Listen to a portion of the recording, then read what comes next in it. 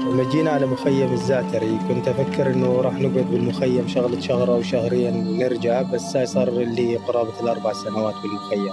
So wrestling in ZA'ATARI, which was, again, I know we've talked a lot about the whole ISIS-Syrian crisis and their point of view, but this was very different. If you were here for the first half, this is very different from those other two films.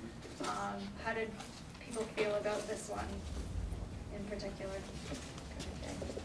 What impressed me so much about these people is they're in this terrible, horrible place, and somehow they still find joy in their passions.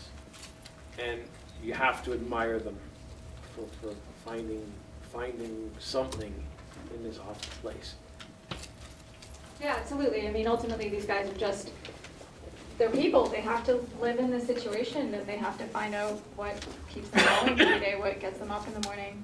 And that's what I found was really beautiful about this film.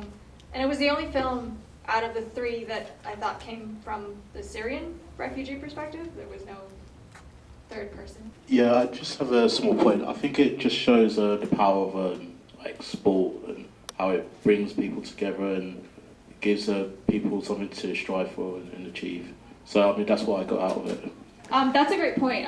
My dad fought Brazilian Jiu-Jitsu his whole life, and if anybody knows anything about the fighting community, it's peaceful in a weird way, and especially with so much conflict in this zone, it's kind of an interesting juxtaposition. What do you think about people fighting or learning to fight in this weird conflict zone kind of? For me, I think that is about, it's the only thing they would have control over is themselves, and then in wrestling especially, somebody else. So I think just in a helpless environment otherwise, even just assuming a little piece of control, whether it's for your physical shape or whatever your skills and abilities are, I think that's the connection.